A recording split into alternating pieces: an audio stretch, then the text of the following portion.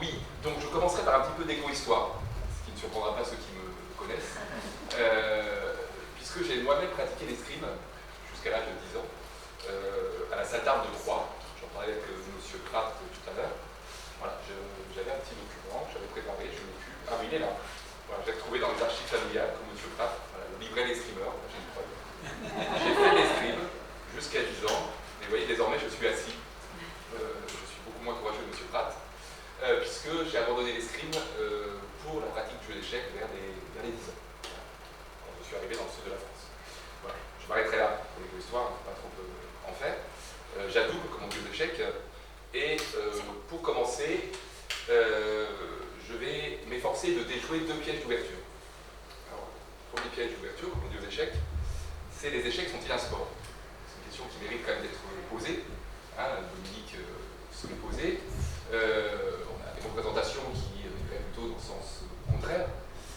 Pourtant, les échecs sont un sport depuis 1999. On ne sait pas, souvent, le comité olympique international a déclaré les échecs comme un sport dans la catégorie Mind Games, jeu d'esprit. Et le ministère des Sports français a suivi en 2000, Marie-Jean Buffet, qui était ministre à l'époque, donc a déclaré aussi les échecs comme un sport.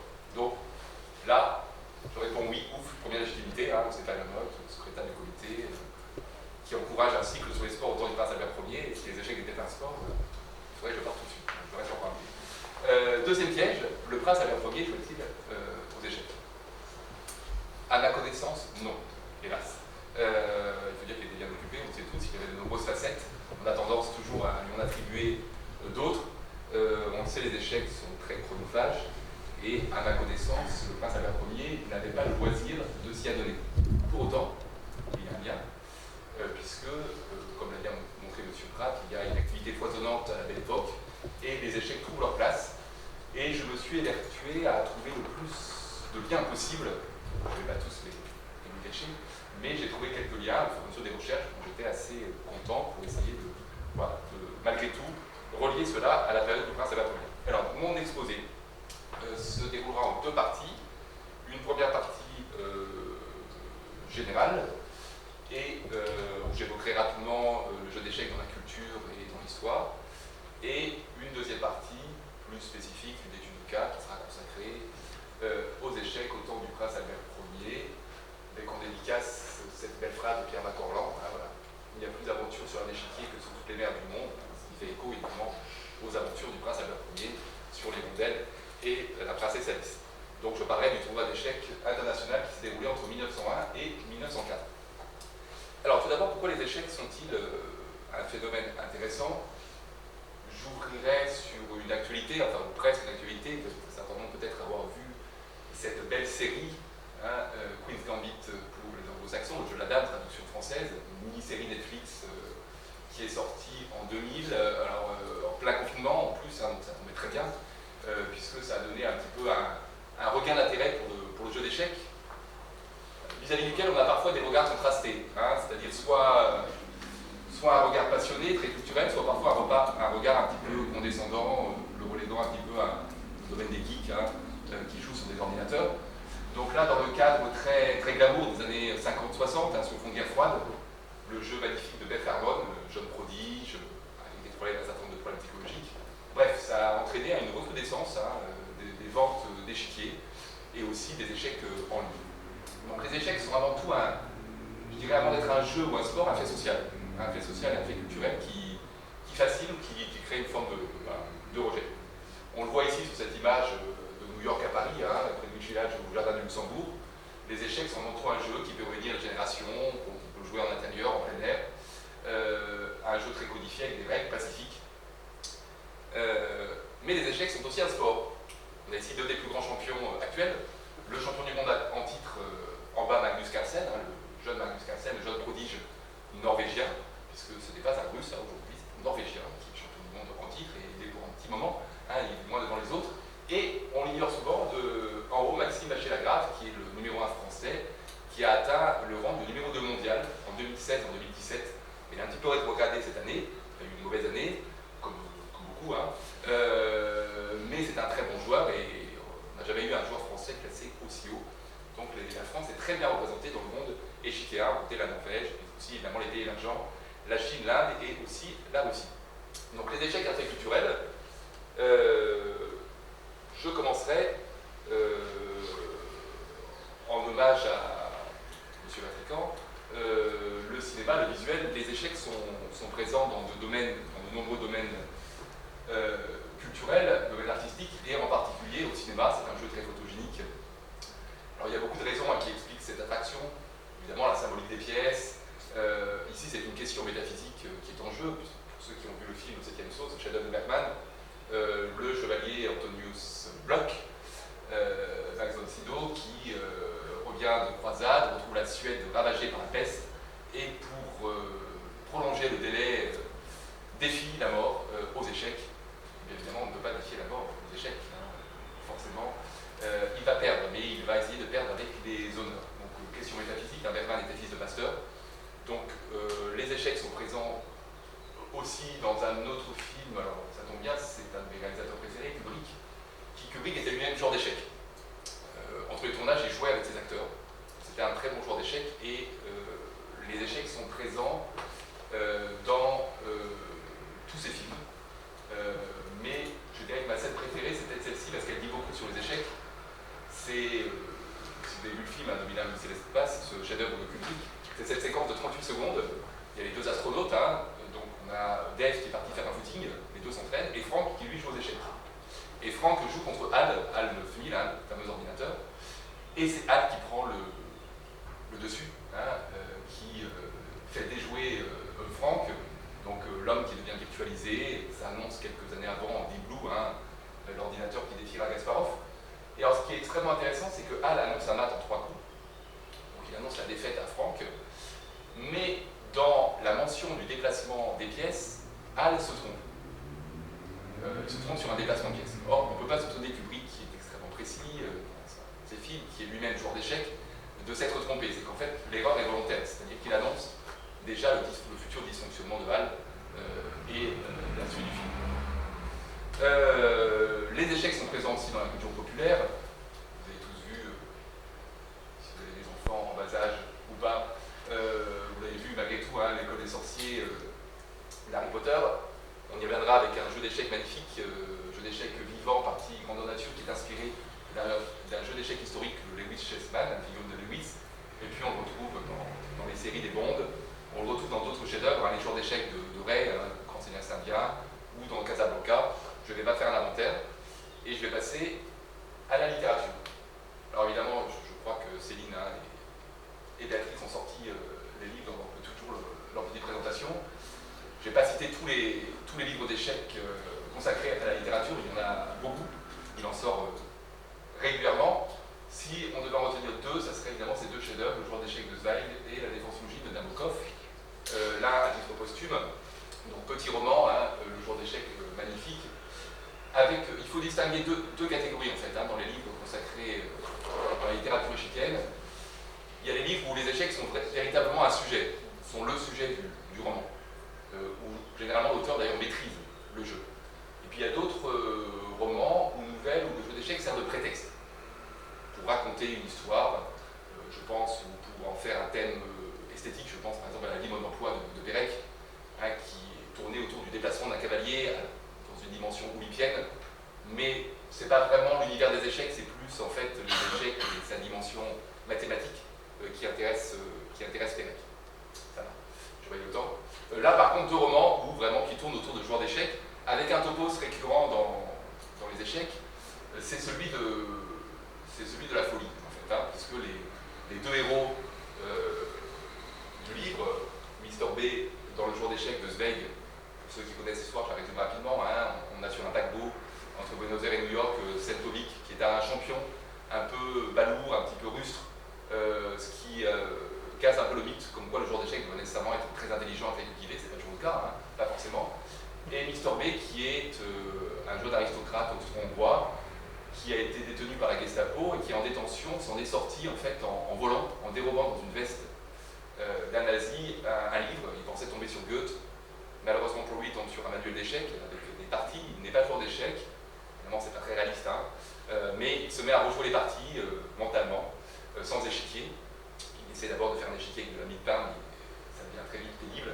Donc il refait les parties mentalement et il tombe dans une semi-schizophrénie, ce qui lui permet d'être libéré, et il se retrouve sur le paquebot où il défie Sentovic. Même histoire, plus ou moins, dans un autre cadre, évidemment, pour Nabokov, la défense Yujin, où on a un joueur qui est pris par le jeu, qui est pris par la passion, et qui ne vit que pour les échecs, ça devient une obsession, et il finit par se défenestrer. Alors c'est extrêmement intéressant parce que ça, je dirais, c'est la face noire des échecs, hein, excusez-moi ce côté un petit peu manichéen, et l'autre face, au contraire, plus vertueuse. Les échecs sont un jeu mental, mais sont aussi un jeu comparable, on verra tout à l'heure, par certains côtés à la musique, où le pratiquant peut atteindre une sorte d'état que les psychologues appellent aujourd'hui le flow, hein, c'est-à-dire où on s'abandonne, on oublie tout, et les échecs peuvent être aussi d'une certaine façon une forme de méditation. Hein, donc il faut un petit peu briser ce mythe selon lequel tous les joueurs d'échecs seraient un petit peu des schizophrènes, des psychopathes, qui s'abandonneraient dans l'univers des cases noires et blanches, Magnus Carlsen par exemple, ou quelqu'un de très équilibré, hein, qui fait du sport, puisque les joueurs d'échecs sont obligés d'être sportifs pour supporter cette concentration de jouer pendant plusieurs parties. Les échecs, on retrouve dans l'œuvre de Beckett. J'ai vu que Béatrice aussi avait sorti fin de partie. Évidemment, fin de partie, c'est emprunté c'est la finale aux échecs. Hein. Murphy, qui est un roman méconnu. Hein. Il y a peu de théâtre sur les échecs, mais il y a des romans. Murphy, un roman de Beckett qui joue une partie. Il y a une partie d'échecs qui est reproduite dans le roman. Une partie absurde, en fait sans but, en fait, hein, où les joueurs déplacent les pièces et les font revenir à la case de départ. C'est Beckett. On le retrouve aussi dans l'univers de Lewis Carroll, de l'autre côté du miroir. Hein. Carroll était lui-même joueur d'échecs, il assiste un an avant de l'autre côté du miroir, sort en 1867, donc c'est contemporain du Prince Albert Ier, on s'approche un peu. Hein. Je vais en parler quand même, hein, dans une minute, ça va. Je tiens le temps. Il assiste un an avant l'écriture de l'autre côté du miroir au match entre Anderson et Stenitz à Londres, match pour le titre mondial. Et puis, vous savez, Alice rencontre des animaux fantastiques, des pièces d'échecs, hein, et elle-même devient une dame suite à la promotion à la 8e rangée, quand le pion peut devenir une autre pièce de son choix. Le Maître et le Scorpion, un très beau roman que je recommande, Patrick Séry, sur fond de Seconde Guerre mondiale et de nazisme, de camp de concentration, qui est souvent un cadre que l'on retrouve pour les échecs. Puis je m'arrête là pour la littérature classique, il y en a beaucoup, mais il y a une littérature aussi populaire, et je ne peux pas ne pas parler, surtout aujourd'hui. Monaco Matin a fait ce matin de la publicité, mais je n'y suis absolument pour rien, hein, puisque sort aujourd'hui le tome 4 de la célébrissime série de manga Blitz. Donc là, ici, vous avez à l'écran le tome 1 qui est sorti en 2020. Tout ça très vite, les mangas. Donc c'est dans alors les mangas, c'est très intéressant, donc c'est le dessinateur japonais. Le scénariste, c'est Rick Biscay et Monegas, qui est une société Shibuya, Nixon Monegas, on va dire, à la tête de la société de production Shibuya Production. Et il a écrit avec Gary Kasparov comme secondant, donc c'est un gage sérieux. Hein. Et donc évidemment, le public visé, c'est le jeune public. Hein. C'est familiariser le jeune public à l'univers des échecs. Ça se déroule dans un collège, une jeune fille Harmonie, un peu comme Bess Harmon, hein, une jeune prodige, Tom qui en est amoureux, etc. Et voilà, toute une aventure qui se déroule sur fond d'échecs. Et donc ça, c'est le tome 1. Le tome 3 se déroule en partie à Monaco avec le casino comme toile de fond. Et dans le tome 4 qui sort vendredi prochain, il y aura le palais qui sera présent dans ce manga. Voilà, je parlerai rapidement de l'univers artistique. Là aussi, il faut distinguer dans l'univers artistique les plasticiens qui s'intéressent aux échecs, parce que comme je l'ai dit, c'est un motif esthétique, hein, la beauté des pièces, l'échiquier aussi, hein, le graphisme, les couleurs, des artistes qui sont eux-mêmes joueurs d'échecs. Et là, c'est le cas de Marcel Duchamp, qui est un personnage assez intéressant et fabuleux, hein, qui ne se résume pas à certaines de ses œuvres qui font débat. Marcel Duchamp était lui-même un très bon joueur d'échecs. Donc c'est présent dans son œuvre. Hein. On voit ici une œuvre de joueur d'échecs et une esquisse qui a permis cette œuvre. Et Duchamp était lui-même un très bon joueur d'échecs. Hein. Il a représenté la France aux Olympiades d'échecs hein, dans les années 1920. Il avait un titre de maître de la fédération, c'est juste avant maître international. Hein. Donc voilà, c'est un très fort joueur d'échecs qui a joué des compétitions nationales et internationales et qui, à la fin de sa vie d'ailleurs, a abandonné en partie le domaine artistique pour se consacrer aux échecs. C'est comme la littérature, on pourrait parler de nombreuses œuvres ici. Vous avez, pour combler tout le monde, Matisse, plus classique, et Arnaud. pas trop de jeux d'armes. J'aime bien les pièces extra-auteurs classiques, on verra tout à l'heure. L'histoire d'un jeu, rapidement. Je ne peux pas parler de l'histoire d'un jeu en 9 minutes, parce que je dois parler de Monte Carlo et de Prince Albert quand même. C'est ma mission. Donc, l'histoire d'un jeu, rapidement. Alors, les origines. Alors, j'aime bien me plonger dans les origines des échecs, puisque la question de l'historicité est très compliquée, puisque pour déterminer l'origine du jeu d'échecs, on est entre légendes et histoire. Une chose est sûre, c'est que le jeu d'échecs est né en Inde, quelque part en Inde, 5e, 6e siècle avant Jésus-Christ, probablement, peut-être avant. Inde du Nord, peut-être Chine, Japon, parce qu'on a de multiples versions de jeux d'échecs avec des variantes différentes. Et à fond commun, malgré tout. La légende la plus avérée attribue l'origine du jeu d'échecs au brahman Sissa, qui aurait inventé en fait le jeu d'échecs pour distraire un prince, son prince, pour le distraire de l'ennui, et pour lui donner une leçon, pour lui montrer qu'un bon prince doit être bien conseillé. Et ça plaît au prince, qui lui demande quelle est sa récompense, quelle récompense veut Sissa. Et Sissa lui dit un grain de blé sur la première case, 2 sur la deuxième, 4 sur la troisième, ainsi de suite. Et le prince ne peut jamais, vous imaginez, ce sont 4 cases, honorer la récompense. Donc la légende est déjà en elle-même, comme souvent en Inde, une petite leçon, une petite fable. Et puis donc voilà, le jeu d'échecs se développe. Alors c'est un jeu d'échecs assez différent du nôtre, où probablement on jouait avec des dés, le hasard intervenait, en plus de la réflexion. Il y avait des variantes à 2 ou 4 joueurs, et les pièces d'échecs ne ressemblaient pas aux pièces d'échecs actuelles. On va le voir un petit peu avec la forme plus récente qui permet de faire la transmission avec l'Occident. Un ancêtre plus avéré, historiquement, du jeu d'échecs, le chatrang, qui est la forme perse, donc, puisque le jeu d'échecs passe d'Inde à la Perse au gré des routes commerciales et religieuses. Le jeu d'échecs donc, suit ces routes-là et se développe. Et on retrouve donc, vous voyez la première différence avec nos échecs actuels, le plateau est monochrome. On n'a pas de plateau bicolore, blanc et noir, rouge et vert comme après, et des pièces qui sont sensiblement différentes. Je ne m'attarderai pas sur le chatrang, qui nous éloignerait trop loin. En tout cas, c'est un jeu prisé des aristocrates et des princes.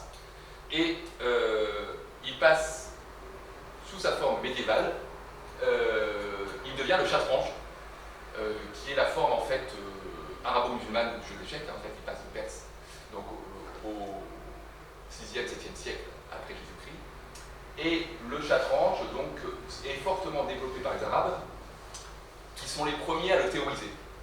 On le sait, civilisation brillante, mathématiques, littérature, jardin, Babylone, etc. Et les Arabes sont les premiers à fixer les règles du jeu d'échecs. Les premiers à écrire des ouvrages de théorie d'échecs, avec la reproduction de parties, des analyses d'échecs. Ce qui est très, très beau, c'est que très souvent, ces traités de théorie d'échecs sont accompagnés de petites fables qui délivrent évidemment une morale. Et puis le jeu d'échecs passe du monde arabo-musulman, fort logiquement, en Occident, au gré des croisades, mais aussi du commerce et des lieux de contact que sont, comme vous le savez, notamment Palerme-Cordoue, l'Andalousie, mais aussi la Sicile, le lieu de contact entre les Arabes et les chrétiens. Et le jeu d'échecs va arriver tout d'abord en Espagne, à Redresse en Espagne. D'ailleurs, c'est intéressant parce que dans la mythologie, à Redresse, c'est le seul mot qui se rapproche de la forme originale du chatrange, puisque les autres mots d'échec, échec en fait est dérivé de scapum en latin, qui n'a pas la même origine. On va parler là-dessus. Donc en Espagne, où on a retrouvé les jeux les plus anciens, et donc on voit ici un croisé et donc un représentant du monde arabo-musulman joue aux échecs sous une tente. Donc le jeu d'échecs se développe en Occident avec un jeu qui est, à tort, souvent les Anglais s'attribuent beaucoup d'inventions, de découvertes, beaucoup les Anglais, j'avais contre eux, mais je me rappelle au British Museum où est exposé les figurines de Lewis Chessmen, les Anglais présentent, le British Museum présente le Lewis Chessmen comme le plus ancien jeu d'échecs du monde. Il a été retrouvé au large des Nouvelles-Hébrides, de l'Écosse. C'est un bateau qui venait de Trondheim, de Norvège, qui a échoué, des magnifiques pièces en ivoire de Morse, mais ce n'est pas le plus ancien jeu d'échecs, puisqu'il y a des jeux d'échecs plus anciens qui ont été retrouvés en Espagne au Xe et au XIe siècle. On va dire que c'est un des jeux d'échecs les plus anciens, et puis il y a de nombreuses pièces, il est magnifique, voilà, donc les Anglais ont des raisons de s'en enorgueillir, bien évidemment. Alors très rapidement, le jeu d'échecs pose question au Moyen-Âge. Est-ce que c'est bien de jouer aux échecs? Je ne sais pas la réponse. Le jeu n'est pas forcément très moral et n'est pas en odeur de sainteté. L'Église condamne le jeu, comme vous savez, en particulier les jeux de hasard, mais le jeu en général. Puis comme d'habitude, il suffit que quelques prêtres et quelques évêques s'intéressent aux échecs pour que ça devienne plus intéressant. Et on a surtout un dominicain, Jacques de Cessol, qui en 1270 écrit un livre à succès, qui sera le livre le plus reproduit après la Bible, le plus recopié, très exactement, et avec de magnifiques enluminures, des belles miniatures, et donc il moralise en fait les jeux d'échecs. Il dit bah, les jeux d'échecs c'est le reflet de la société en fait, donc c'est quelque chose qui permet de cadrer en fait, et donc les pions, c'est plus des soldats les pions. Au Moyen-Âge occidental, les pions sont les reflets des différentes catégories sociales, c'est le peuple.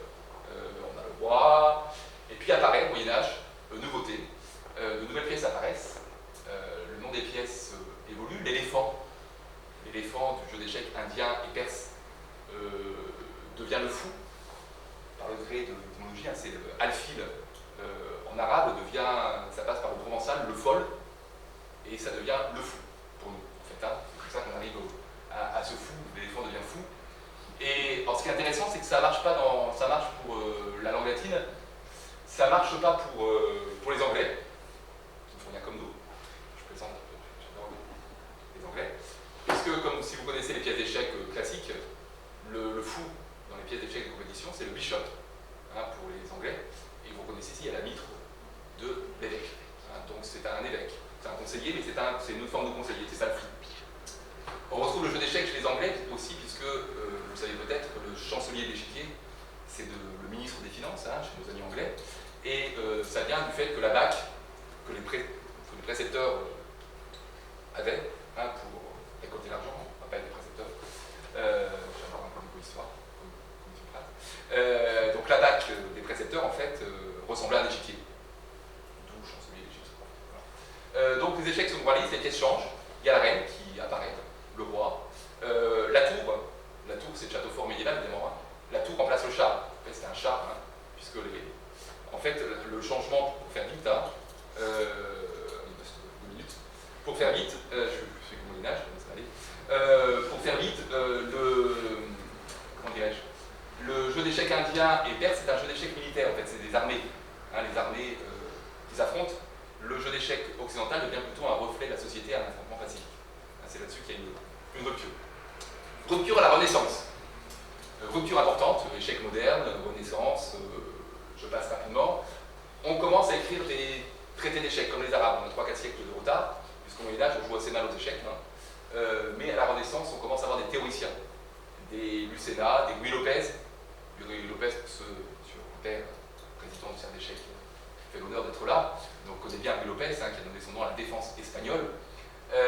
Donc Guy Lopez est un prêtre qui joue aux échecs.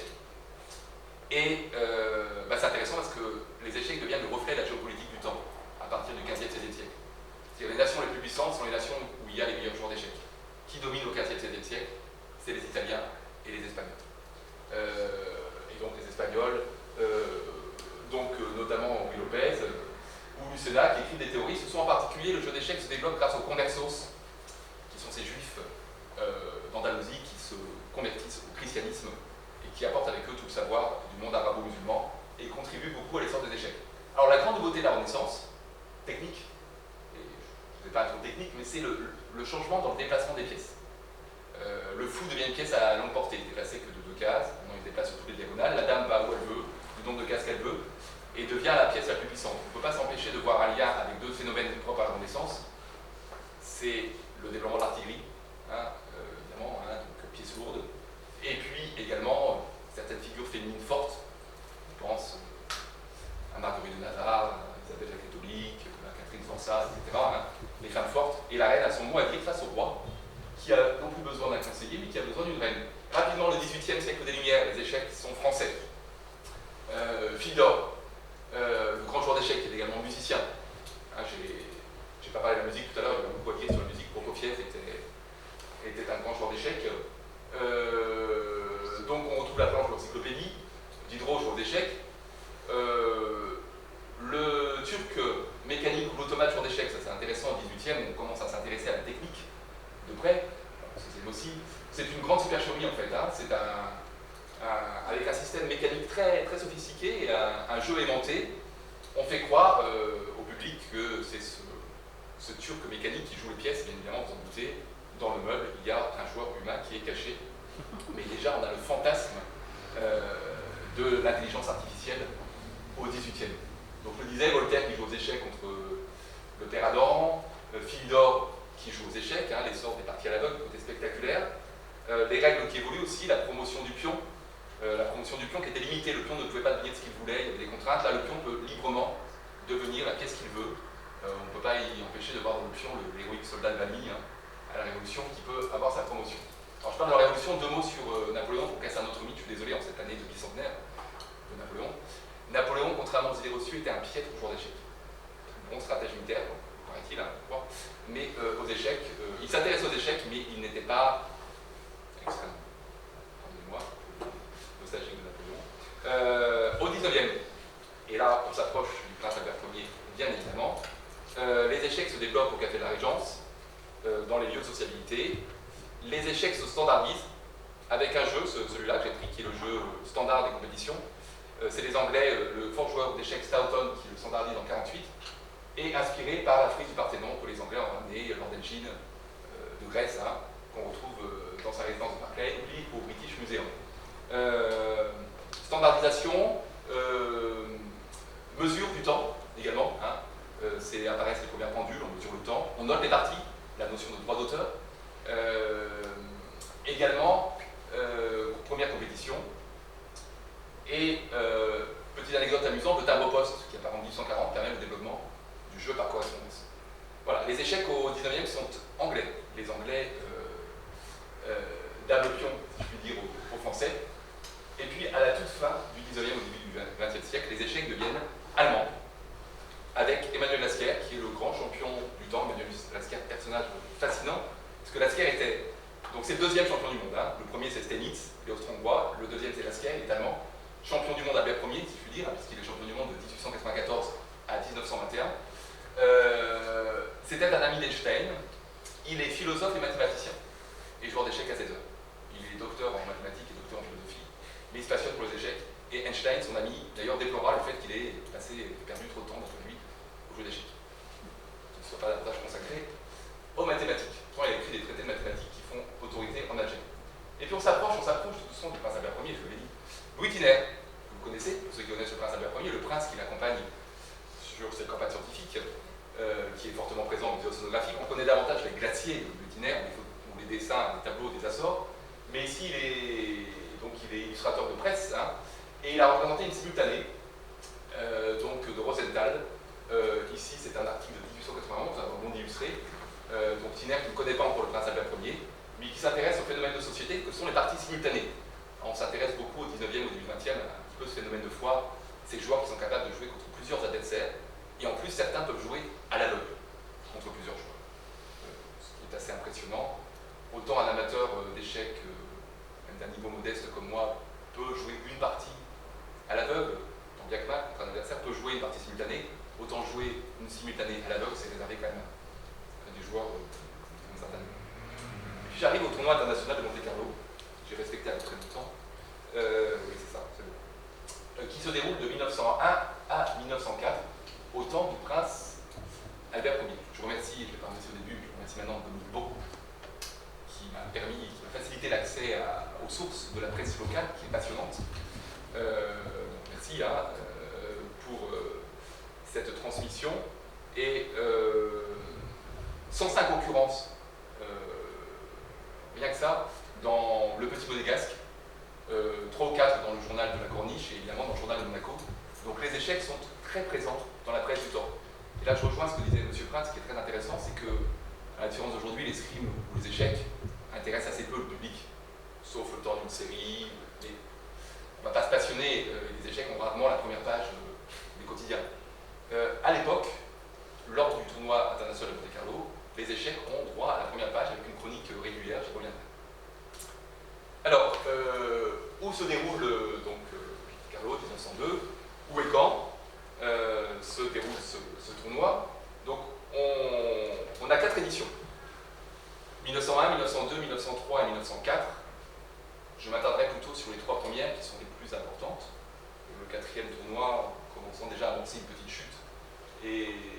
peu moins prestigieux.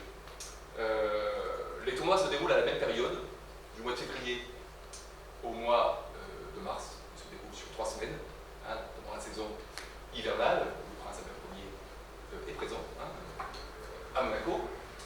Et il se déroule dans les locaux de la SBM, l'incontournable, inévitable société des mains de mer, que ce soit pour l'escrime, que ce soit pour les canaux automobiles en 1904, pour les échecs aussi, c'est la SBM qui d'abord offre les lieux, puisque le tournoi d'échecs se déroule pas à l'extérieur, mais à l'intérieur, dans les salons privés du Cercle des étrangers et du casino, pour les 3 premières éditions. Et la dernière édition, en 1904, se déroulera au tout nouveau International Sporting Club, qui a inauguré ses locaux en 1903, et le premier tournoi d'échecs se déroule en 1904. Monsieur Pratt nous a montré une belle image tout à l'heure du Sporting. Hein. Voilà. Mais sinon, c'est surtout le casino. Le casino qui finance, hein, qui dote le tournoi en prix, et qui joue un rôle important à l'impulsion. Alors, 4 éditions, 4 vainqueurs, rassurez-vous, je ne vais pas m'attarder sur les aspects très échiquiens, mais c'est plus sur la symbolique. Le premier, je l'ai dit, 14 joueurs. Le deuxième, qui est sans doute le plus important, donc en régime, 22 joueurs. 14 joueurs pour le troisième et 6 joueurs pour le dernier. Avec 2 champions qui s'étagent, Janowski et Baroxy, qui sont 2 grands champions. L'un qui est un Français, mais comme son nom l'indique un petit peu, qui est originaire de Pologne, qui appartient à la Russie à l'époque, et Baroxy qui est austro-hongrois. Donc ce qui est intéressant, c'est que les meilleurs joueurs du monde se retrouvent à Monte-Carlo au début du XXe siècle. Tout sauf un, Emmanuel Lasquer. Le champion du monde est toujours un petit peu capricieux par définition. Alors je n'ai pas vraiment de source adhérée en croisant les sources, il y a sans doute plusieurs raisons qui se recoupent. Il a gagné le tournoi international de l'année précédente qui se déroule à Paris, dans l'Expo universelle en 1900. J'ai oublié de le dire tout à l'heure, hein, c'est l'occasion de le dire. Les premiers tournois internationaux d'échecs se déroulent lors des expositions universelles. Un petit lien avec Prince Albert Ier. Hein. Le premier grand tournoi a lieu en 1851 au Crystal Palace, et ensuite les tournois se déroulent à Paris. Donc Lasquer a gagné Paris en 1900, il a sans doute peut-être pas envie de prendre des risques en s'alignant dans un tournoi avec ses meilleurs challengers, adversaires. Et puis Lasquer demandait à être payé souvent pour participer à un tournoi. Normalement, on participe à un tournoi pour avoir un prix, hein, si on le gagne, si on est deuxième ou troisième. Lasquer avait une renommée, hein, c'est lui qui a inventé le jeu d'échecs psychologique. Il était ami de Freud également, c'était pas n'importe qui, c'était un grand nom. Et peut-être c'est la raison pour laquelle on ne l'a pas invité, il y a plusieurs hypothèses. Mais à part Lasquer, les meilleurs sont là, et se défient, et s'affrontent donc dans ce tournoi, dont nous voyons une belle image, ici, donc avec les joueurs assis et les joueurs debout, si j'arrive à... Oui. Alors, on a au premier plan les joueurs européens, si j'ai envie de dire, hein, sans vouloir, excusez-moi, pour des représentations grossières qui sont généralement barbus ou moustachus, selon la mode de l'époque. Et puis, je reviendrai, l'attraction du tournoi, c'est la présence, surtout à partir de 1902, des Américains, de Macy Marshall et A.C. Pillsbury, le jeune prodige, qui eux n'ont ni moustache ni barbe. Ils sont plus jeunes que les autres joueurs. Et donc, voilà. Par-delà les aspects strictement sportifs, qu'est-ce qui fait l'intérêt en fait de ces 4 tournois? Qu'est-ce qu'il faut en retenir? Je retiendrai quelques idées fortes. La première, c'est la passion du public et de la presse pour ce jeu, qui rentre très bien dans le cadre de la belle époque de la Riviera. C'est un jeu aristocratique qui rejoint l'escrime par certaines façons, hein, bien évidemment par ses codes, un jeu de gentlemen, un jeu où souvent voilà, on a des champions qui sont extrêmement cultivés, et un jeu qui va attirer aussi bien les amateurs d'échecs de la région que les hivernants qui viennent sur la Riviera. Le public vient assister aux parties, mais qui va aussi attirer les correspondants du monde entier. Ce que souligne à plusieurs reprises le petit Monégasque, ce qui intéresse le petit Monégasque, les meilleurs correspondants des journaux anglais et américains et allemands sont présents à Monte-Carlo et rendent compte quotidiennement dans leur journal des exploits de nos champions. Et donc évidemment, c'est une publicité, hein, c'est excellent pour le rayonnement de la principauté. Je reviendrai sur la presse monégasque, mais j'ai retrouvé cette belle archive, je reviendrai en arrière. Pardon, voilà. Par exemple, on témoigne, ce journal, The American Chess Weekly, hein, qui est un journal de Philadelphie, donc, qui est le plus grand journal américain hein, des échecs. Et dans son numéro de 1903, le American Chess Weekly rend compte du tournoi de l'année précédente, de 1902, avec en couverture une belle image que vous reconnaissez tous de Monte Carlo. Donc Monte Carlo est présent aux États-Unis, hein, rayonnement par la presse spécialisée, mais qui intéresse pas seulement. Donc, voilà. Génial. Donc, qu'est-ce qu'on dit dans le petit monégasque? Bien aux sources. Qu'est-ce qui fait que ça intéresse le public? Là, on s'intéresse à la personnalité des joueurs. On s'intéresse aussi à ce qui se passe autour du tournoi. C'est extrêmement intéressant. Par exemple, les joueurs jouent, les joueurs d'échecs sont joueurs. Ils aiment bien jouer pendant le tournoi, mais ils aiment bien jouer aussi avant et après, des parties rapides souvent. Et notamment, les joueurs d'échecs, j'ai lu à plusieurs reprises qu'ils se retrouvent au café de la Méditerranée. J'ai fait quelques recherches pour savoir où était ce café de la Méditerranée. C'est un café qui était ouvert de 1874 à 1911 au 11 boulevard de la Condamine, futur boulevard. Donc c'était un café, une brasserie, un peu comme le café de la Régence à Paris, hein, évidemment un peu petit, où on jouait, où les associations se retrouvaient, et où les Janowski, Marshall et autres champions des tournois aimaient se retrouver un peu avant le tournoi, ils arrivaient en avance. Hein. Le petit monégasque rend compte de l'arrivée des champions, rend compte, voilà, ils se sont installés, etc. Et rend compte du fait qu'ils jouent régulièrement au café de la Méditerranée, qui est un lieu de sociabilité autre que celui de la SVM.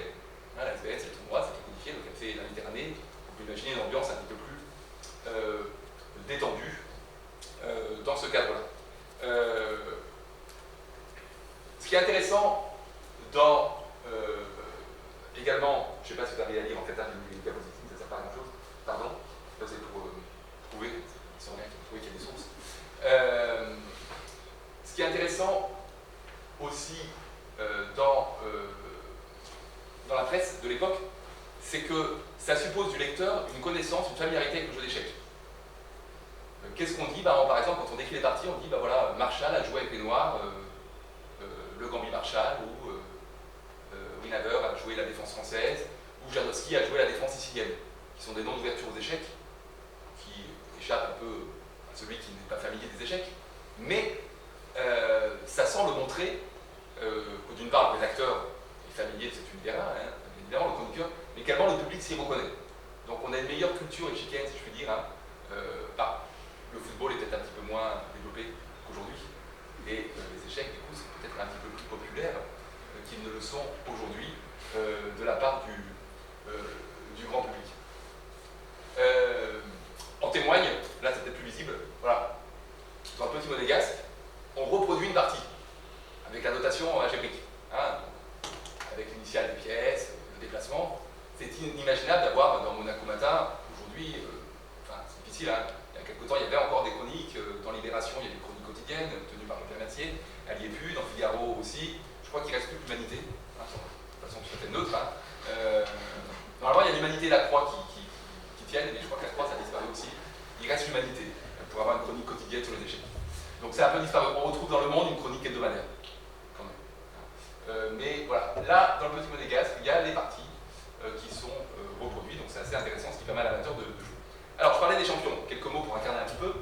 David Janowski et Geza Marowski, le premier est un des plus forts joueurs qui a défié Lasker, hein, qui était un challenger de Lasker au championnat du monde, qui a perdu de peu, et Marowski qui a donné son nom à un célèbre système, un jeu d'échecs de défense, hein, le système Marowski, qui permet donc une défense dite hérisson assez solide, peu importe. Je voudrais revenir sur Janowski surtout. Alors Janowski est une personnalité qui m'a fasciné. Il est assez intéressant parce que Janowski c'est un vrai joueur dans tous les sens du terme, comme souvent le joueur, hein, qui a un jeu de prédilection mais qui se prête à tous les jeux. Et il aime aussi les jeux de hasard. Alors évidemment un tournoi qui se déroule à la SVM, plus symbolique, hein, c'est le tournoi d'échecs, le jeu d'esprit, le double jeu qui est dans le temple du hasard. C'est extrêmement intéressant hein, d'avoir cette coexistence entre les deux, hein, jeu d'esprit et jeu de hasard, les deux ne sont pas incompatibles. Et justement, c'est très intéressant. Et Janowski lui-même aime jouer à la roulette et à d'autres jeux de hasard. Il remporte le premier tournoi de 1901, brillamment. Il remporte le premier prix qui est de 5000 francs. Et aussitôt, il expédie une lettre avec 4000 francs dedans à sa famille à Paris en disant interdiction de me les envoyer parce que sinon je vais toujours. Il joue les 1000 francs qu'il garde au casino dès le soir même et il perd. Et ensuite il réclame à sa famille, il les menace d'un procès, enfin, il récupère les 4000 francs et il perd tout. Voilà, petite anecdote. Donc là on n'est plus dans le Zweig du jour d'échec, on est dans le Zweig de 24 heures de la vie d'une femme qui se déroule aussi pour partie à Monaco à la même époque. Entre une petite pension de Nice et le casino de Monte-Carlo. Voilà, Maroxy, personnalité plus calme.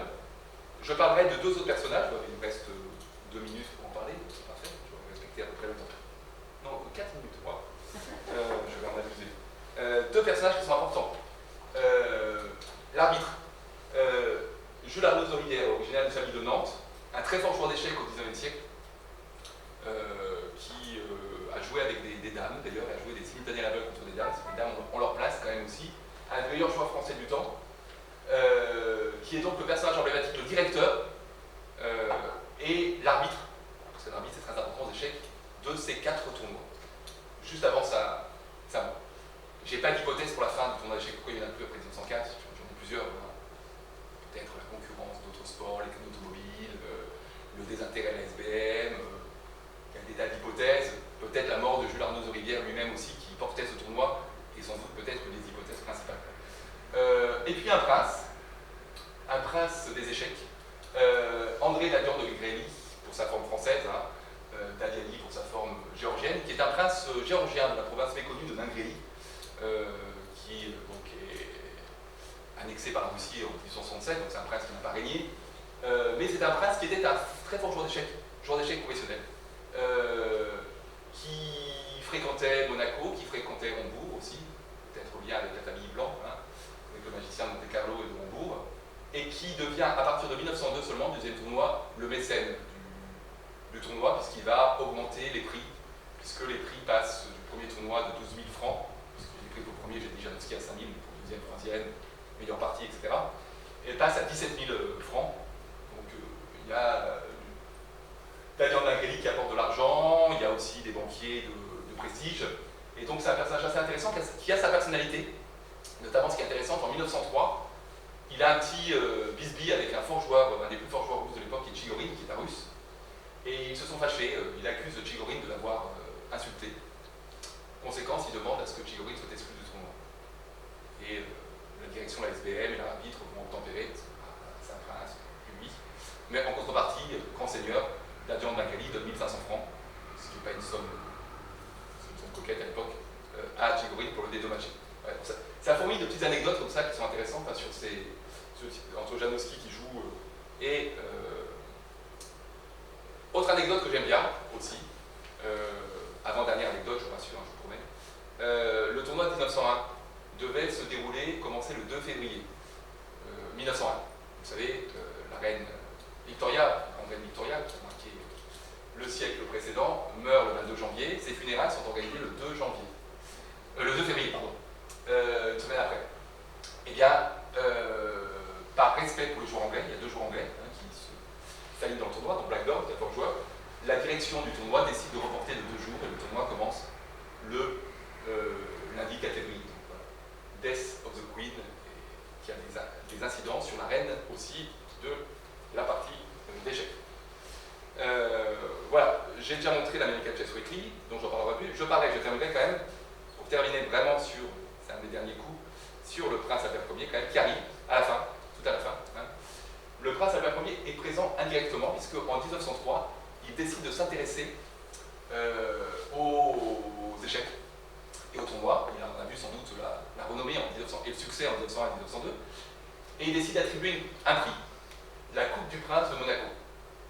Alors qui est une coupe artistique, c'est des points de coupe artistique en fait qui est attribué à la meilleure partie en fait.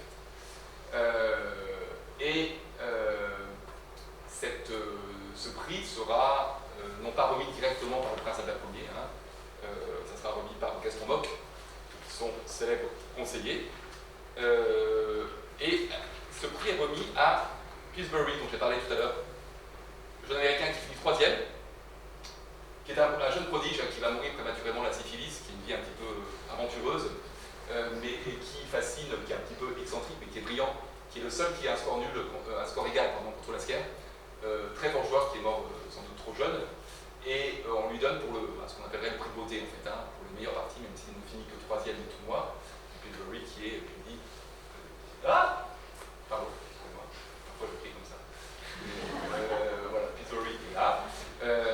Et donc, voilà, petit monégasque raconte, il range son prix soigneusement, il est expédié aux États-Unis. C'est un porteur d'eau, une jolie statuette, nous dit la presse, de Jules Lefebvre. Malheureusement, je n'ai pas retrouvé d'archive, une petite statuette qui est remise, et donc indirectement par le prince Albert Ier. Autre anecdote sur Pillsbury, il détient à l'époque le record de parties simultanées à l'aveugle, 22, ce qui n'est pas rien. Aujourd'hui, le record est de 48. Vous pouvez imaginer, ça n'a pas tant évolué. Par contre, le record de simultané aujourd'hui est de plus de 600 parties. Tenu par un joueur américain d'origine ouzbek, bon. Ça vient la performance, 600 parties, il a fait 55 km pour faire ça simultané, parce qu'il faut faire un petit peu du sport. Donc il y a des variantes sportives, la simultanée c'est vraiment sportif. Il y a le chess boxing aussi, qui a été popularisé par Enki Bilal. Je ne sais pas si le chess fencing existe, ce serait une variante assez intéressante à peut-être développer. Donc je terminerai juste en citant justement, si vous me permettez, là justement je prends juste exceptionnellement quelques notes, j'ai ça quelque part, si je ne le retrouve pas, c'est pas grave.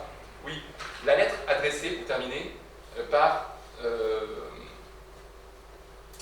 Jules Arnaud-Zorider, le directeur du tournoi, qui adresse une lettre au prince, pour le remercier de l'attribution de la coupe du prince le 16 mars 1903. Monseigneur, un des plus beaux privilèges des princes est assurément qu'en possédant la puissance, ils sont les dispensateurs naturels des encouragements qui contribuent au progrès des sciences et à la culture et aux beaux-arts. Si ma voix était plus autorisée, je voudrais louer votre Altesse Sérénissime d'avoir accordé une récompense spéciale à la plus noble des récréations. Cette faveur nous est infiniment précieuse, comme un signe de haute distinction, pour l'incomparable modèle de stratégie qui a traversé pacifiquement les siècles. Les échecs intéressent dans le monde l'élite des savants. C'est extrêmement intéressant, parce qu'il y a tout Albert Ier qui est résumé dans cette lettre de Jules Arnaud-Zorider. Il y a la science, il y a la paix, et je ne peux m'empêcher de voir un lien, peut-être je me projette, on est en 1903, en mars 1903, au même moment est inauguré l'Institut international de la paix à Monaco, suite au congrès international de la paix qui s'est déroulé l'année qui précède.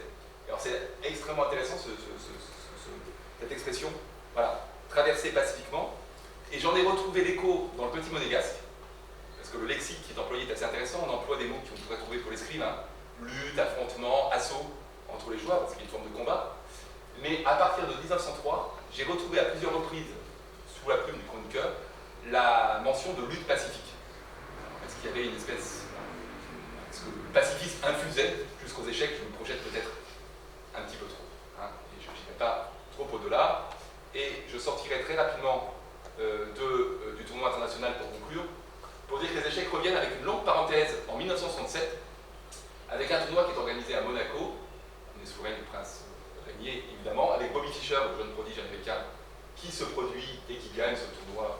Donc là on voit la médiatisation, un live. Fischer a droit à une couverture parce que c'est un personnage haut en couleur. Les échecs qui intéressent tout le monde évidemment à l'époque de la guerre froide, puisque c'est un affrontement, j'ai parlé de la géopolitique des échecs, après les Russes, après les Espagnols, les Italiens, les Français, les Anglais, les Allemands, c'est maintenant les Russes et les Américains.